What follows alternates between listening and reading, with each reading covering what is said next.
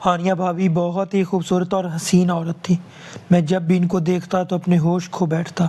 वो बेवा थी। एक रात हम दोनों घर पर अकेले थे और वो रात मेरी ज़िंदगी की सबसे हसीन तरीन रात थी, क्योंकि हानिया भाभी ने मुझे अपने बेडरूम में ले जाकर मुझे नीचे बैठा के मेरी दोनों टांगें। इन दिनों सोबिया बाजी की डिलीवरी होने वाली थी।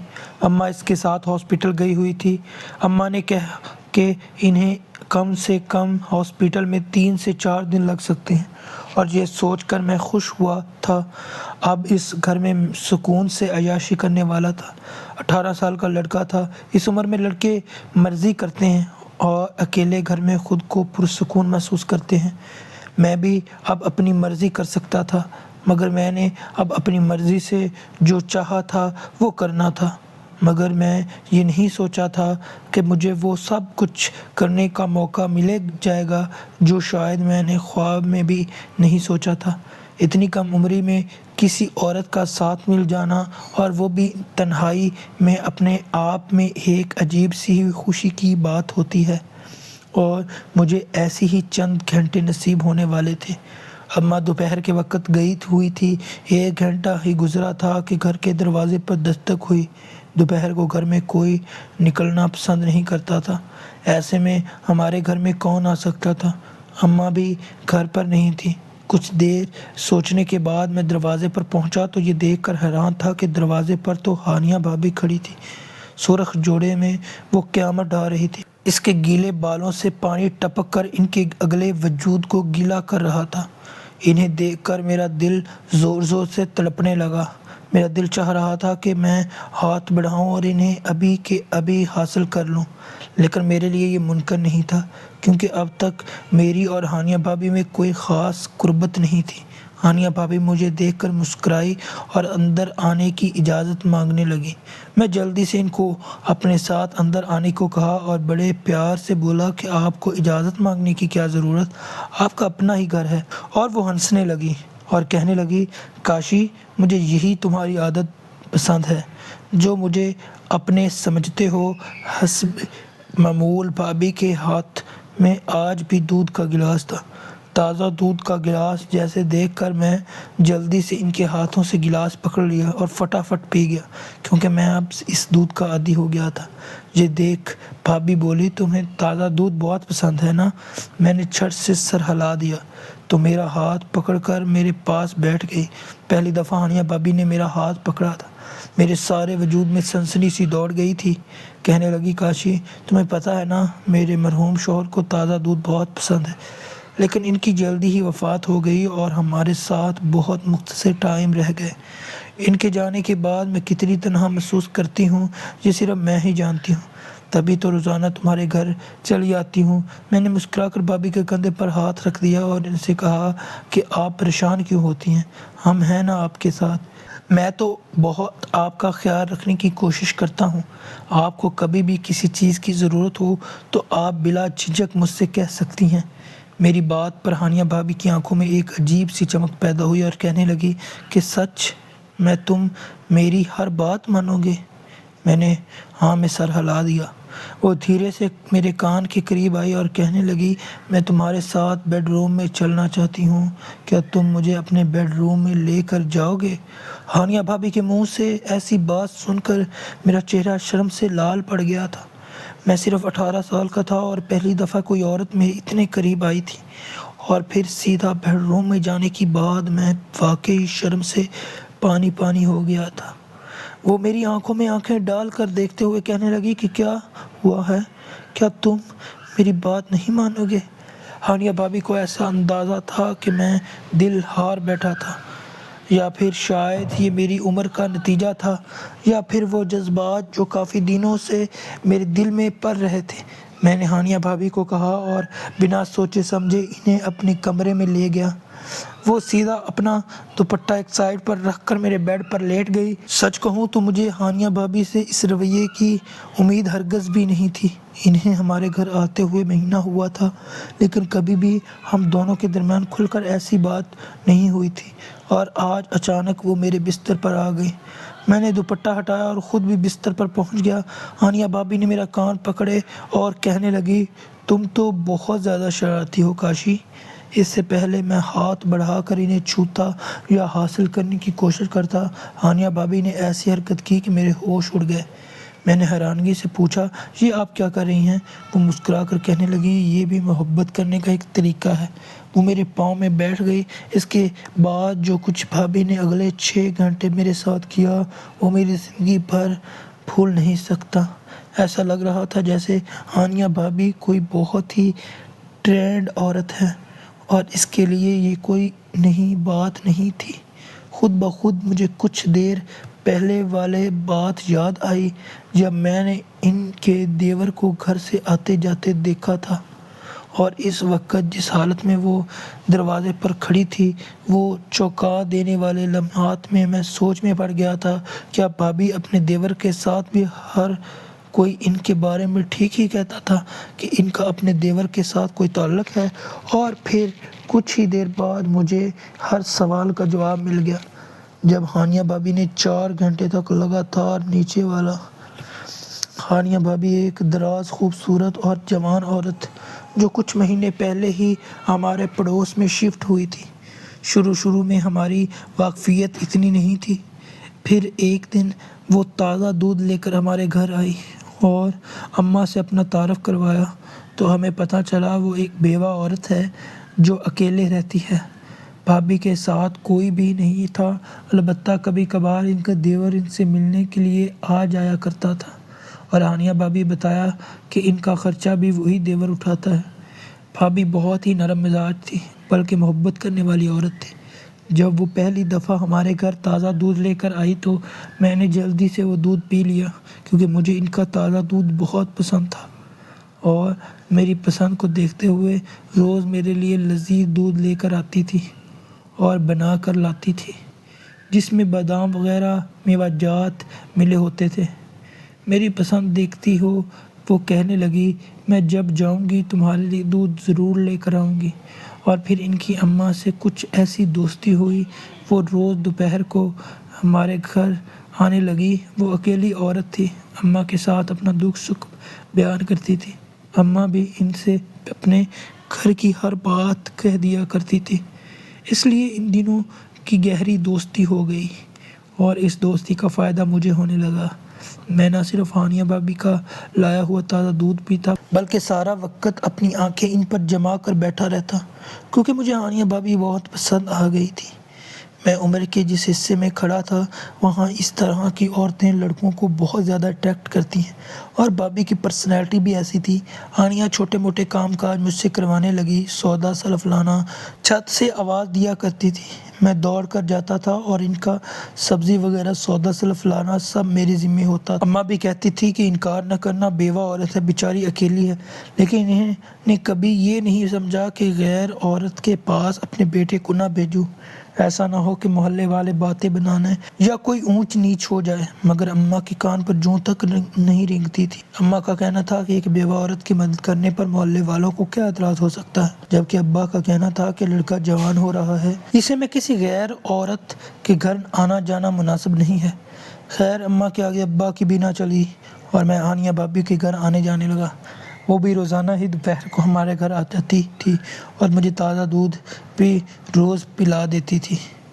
کئی دفعہ میں نے منع بھی کیا کہ روزانہ دودھ مت لایا کرو، کاشی کی عادت خراب ہو رہی ہے، لیکن وہ مسکرا کر کہتی کہ کاشی کوئی غیر تھوڑی ہے، میری مدد کرتا ہے، تو میں کیا ایک عورت ہو کر ایک گلاس دودھ کا بھی نہیں اس کو پلا سکتی؟ ہانیہ بھابی کی اس محبت کے آگے نہ صرف امی خاموش ہو جاتی بلکہ میں بھی خوش ہوتا رہا۔ ہانیہ بھابی کو ہمارے گھر آتے ہوئے 15 دن گزر گئے تھے کہ میری بڑی بہن صوبیہ کے سسرال والے اسے ہمارے گھر چھوڑ کر چلے آئے، کیونکہ اس کی ڈیلیوری ہونے والی تھی اور اس کے سسرال میں قانون تھا کہ عورت کا پہلا بچہ اس کے میکے میں ہی پیدا ہوتا ہے اور سارا خرچہ بھی میکے والے اٹھائیں گے۔ میرا ابا ایک سرکاری دفتر میں نوکری کرتا تھا اور ہمارے پاس پیسوں کی کوئی کمی بھی نہیں تھی، اور پھر صوبیہ باجی ہماری اکلوتی بہن تھی، اس لیے اماں کو اس سب معاملات میں کوئی اعتراض نہیں تھا۔ لیکن ہانیہ بھابی نے اماں کو سمجھایا کہ یہ کوئی طریقہ نہیں ہے، اس طرح کون اپنے گھر کی عزت کو میکے چھوڑ کر جاتا ہے، یہ تو سسرال والوں کا بچہ ہے، انہیں ہی پیدا کروانا چاہیے۔ हानिया भाभी की बात सुनकर अम्मा को एहसास हुआ कि वो ठीक कह रही थी, लेकिन अब क्या हो सकता था।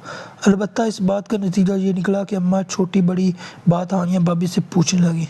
कौन से अस्पताल से? हानिया भाभी के चक्कर हमारे घर कुछ ज़्यादा ही हो गए थे। शायद औरतों के मामलात थे, इसलिए मैंने कभी दखल अंदाजी नहीं की।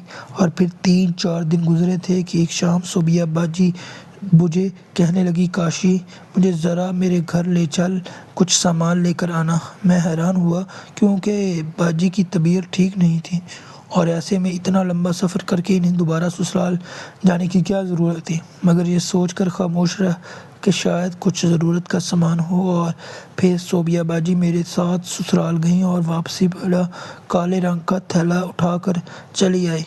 जब हानिया भाभी हमारे घर आई तो हानिया बाजी इनसे कहने लगी, मैं आपके कहने के मुताबिक सब कुछ अम्मा को दे दिया है। अगर आप मेरी आंखें ना खोलती तो मुझे इस बात का एहसास भी ना होता कि मैंने कितनी बड़ी गलती की थी।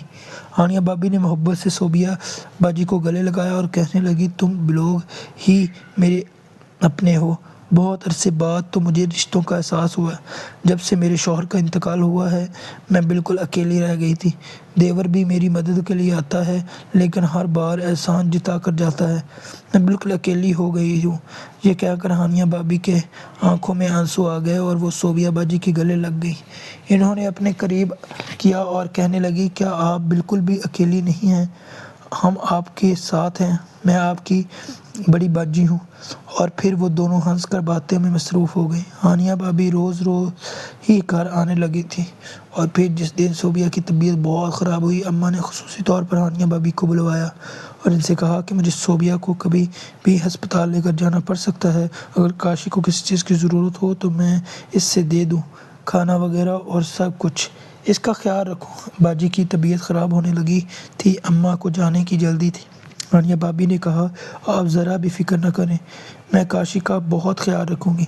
इसको खाना भिजवा दूँगी, आपको परेशान होने की ज़रूरत नहीं है। ये सुनकर अम्मा को तो तसल्ली हो गई थी। वो रात ऐसे ही गुजरी थी। अम्मा बाजी अस्पताल लेकर नहीं गई थी। सुबह के वक्त मैं किसी काम से घर से निकला तो मैंने देखा कि भाभी का देवर इनके दरवाजे पर खड़ा था और फिर कुछ ही देर बाद वो इनके घर के अंदर दाखिल हो गया। मैं सोचने लगा कि पता नहीं ऐसा देवर जो मदद करके एहसान भी जिताए। कई दफ़ा मैंने हानिया भाभी के मुंह से बात सुनी थी। मुझे तो इनका देवर बिल्कुल भी पसंद नहीं था। मैं कोने की दुकान तक गया था। दुकानदार सामान देते हुए कहने लगा, ये हानिया अजीब औरत मालूम होती है। आए दिन इसके घर में ये आदमी आता है, पता नहीं हानिया का क्या लगता है। दुकानदार की बात मुझे बड़ा गुस्सा आया। मैंने कहा, वो बेवा औरत है, कुछ तो ख्याल करो। आदमी इसका देवर है और ख़र्चा पानी देने के लिए आता है। मेरी बात सुनकर दुकानदार ज़ोर से हंसा और कहने लगा, मियाँ तुम किस दुनिया में रहते हो? वाह वाह भाई, इसके देवर के तो बड़े ही मज़े हैं। जवान भाभी के घर खर्चा पानी देने के लिए आता है। दुकानदार की बात सुनकर मेरा खून खौल उठा, लेकिन मैं खामोशी से पलट गया। मैं अपने घर पहुंचा तो पता चला कि सोबिया बाजी की तबीयत बहुत ज़्यादा ख़राब हो गई थी और फिर अम्मा इन्हें अस्पताल लेकर जाने की तैयारी करने लगी। अम्मा ने काफ़ी सारा सामान भी बांध दिया और मुझे रिक्शा लाने को कहा था। तो हानिया भाभी का देवर वापस जा रहा था। वो दरवाजे पर खड़ी थी, सुर्ख रंग के जोड़े में बहुत खूबसूरत लग रही थी। इसके बाल भी खुले थे और बालों से पानी भी टपक रहा था। एक लम्हे के लिए मैं ठठक गया। फिर मुझे सोबिया बाजी की तबीयत का ख्याल आया। मैंने इन्हें सोबिया बाजी की तबीयत का बता दिया। वो जल्दी से हमारे घर चली आई। मैं रिक्शा लेकर वापस पहुंचा तो अम्मा भाभी ने मिलकर सोबिया बाजी को रिक्शे में बिठाया और फिर अम्मा 3-4 दिन का कहकर अस्पताल के लिए निकल गई और हानिया भाभी अपने घर चली गई। मैं सुकून में अपने घर में आ गया क्योंकि अब घर में बिल्कुल अकेला था मैं। लेकिन घंटे बाद ही हानिया भाभी हमारे घर चली आई। अब भी इन्होंने वही सुर्ख रंग का जोड़ा पहन रखा था और इनके बालों भी खुले थे और वो बहुत ज़्यादा हसीन लग रही थी। ये पहली दफ़ा था जब वो और मैं तन्हाई में एक दूसरे के साथ। इनके हाथ में दूध का गिलास भी था। मैं 1 महीने से दूध पी रहा था। अब भी मैंने जल्दी से वो दूध का गिलास पी लिया। फिर इनकी फरमाइश पर मैं इन्हें अपने बेडरूम में ले गया। लेकिन जैसे ही मैं बिस्तर पर लेटा तो हानिया भाभी मेरे पाँव में बैठी और फिर कहने लगी कि मेरी मोहब्बत का अंदाज़ कुछ अलग है। تو میں بھابھی کے دو میں جان نثار ہو گیا تھا، اور ایسے میں ہانیہ بھابھی نے اپنا دوپٹہ اٹھا کر میرے دونوں پیروں کو کس کر باندھ دیا۔ میں حیران سے اسے دیکھ رہا تھا۔ میں نے کہا، یہ آپ کیا کر رہی ہیں؟ تو انہوں نے آگے بڑھ کر میرے ہونٹوں پر ہاتھ رکھ دیا اور پھر بستر کی چادر لے کر میرے دونوں ہاتھوں کو بھی بیڈ کے کونے سے باندھ دیا۔ میرے من میں گدگداہٹ پیدا ہونے لگی۔ میں جذبات کی شدت سے چور تھا۔ ایک خوبصورت اور جوان عورت میرے ساتھ تھی اور وہ خود میرے ساتھ وقت گزارنے کے لیے راضی تھی۔ اس نے مجھے بہکنے پر مجبور کر دیا، لیکن اس سے پہلے کہ میں اپنی آنکھیں بند کرتا اور پھر بھابھی کو محسوس کرتا، کچھ ایسا ہوا کہ میرے قدموں تلے زمین نکل گئی تھی۔ مجھے باندھنے کے بعد ہانیہ بھابھی کمرے سے نکلی اور پھر کافی دیر بعد لوٹ کر نہیں آئی۔ کچھ ہی دیر بعد میری آنکھیں خود بخود بند ہو گئیں، اور جب بہت دیر بعد میری آنکھ کھلی تو یہ دیکھ کر حیران رہ گیا تھا کہ 3 گھنٹے گزر چکے تھے۔ مجھے گھر میں قدموں کی آواز سنائی دے رہی تھی۔ ایسا لگ رہا تھا جیسے بھابھی کے علاوہ بھی گھر میں کوئی اور ہے۔ اور پھر کچھ دیر بعد ہانیہ بھابھی کا دیور کمرے میں داخل ہوا اور اسے اپنی آنکھوں کے سامنے دیکھ کر میرے ہوش ٹھکانے آ گئے۔ وہ اس وقت ہمارے گھر میں کیا کر رہا تھا؟ اور پھر میں نے دیکھا کہ ہانیہ بھابھی کے ہاتھ میں وہی سیاہ رنگ کا شاپر تھا جو صوبیہ باجی اپنے سسرال سے لائی تھی۔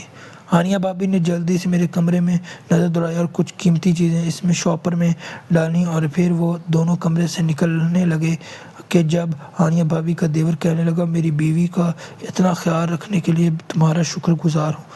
تمہارے گھر سے ہم جو کچھ سمیٹ سکتے تھے سمیٹ لیا ہے، اب تم اس طرح بندھے رہو اور کسی کے آنے کا انتظار کرو۔ شوہر کا الفاظ سن کر میں ہکا بکا رہ گیا تھا۔ ہانیہ بھابھی بیوہ نہیں تھی، بلکہ انہوں نے بیوگی کا ڈھونگ رچایا ہوا تھا۔ وہ شخص ان کا دیور نہیں بلکہ شوہر تھا۔ آہستہ آہستہ مجھے سمجھ آ رہی تھی کہ بڑی چالاکی سے انہوں نے نہ صرف ہمارے گھر میں جگہ حاصل کی تھی بلکہ انہیں ہر چیز کے بارے میں معلومات بھی ہو گئی تھی۔ ہانیہ بھابھی میرے قریب آئی اور کہنے لگی، تم جیسے لڑکوں کو اپنی جال میں پھنسانا بہت آسان ہے۔ دیکھو تو تم نے مجھے خود اس گھر سے رسائی دی۔ یہ کہہ کر وہ زور سے ہنسی اور میرے گالوں پر ہاتھ پھیرتی اپنے شوہر کے ساتھ گھر سے نکل گئی۔ میں اسی طرح بندھا ہوا تھا۔ سمجھ نہیں آ رہا تھا کہ کیا کروں، کس کو آواز دوں اور مدد کے لیے کس کو پکاروں۔ 4 گھنٹے لگاتار میں اسی حالت میں بندھا رہا، اور رات 8 بجے کے قریب میرے والد دفتر سے گھر آئے تو مجھے اس طرح بندھا دیکھ کر حیران رہ گئے۔ پھر جلدی سے انہوں نے مجھے کھولا۔ میں نے انہیں ساری بات بتائی۔ میرے والد نے سر پکڑ لیا، کہنے لگے، میں پہلے سے ہی تمہاری اماں کو کہا تھا کہ غیر عورت پر اس قدر اعتماد نہ کرو، گھر کے معاملات میں نہ آنے دو۔ میں نے اور ابا نے مل کر سارے گھر کی تلاشی لی۔ ہمارے ہوش ٹھکانے آ گئے کیونکہ گھر کا سارا قیمتی سامان اور زیورات وغیرہ غائب تھے۔ نہ جانے سیاہ شاپر میں بھی کیا تھا جو باجی اپنے گھر سے لائی تھی۔ باجی کی حالت ٹھیک نہیں تھی، اس لیے انہوں نے تو اس بارے میں ہم نے کچھ نہیں بتایا، لیکن اماں کو سب بتا دیا۔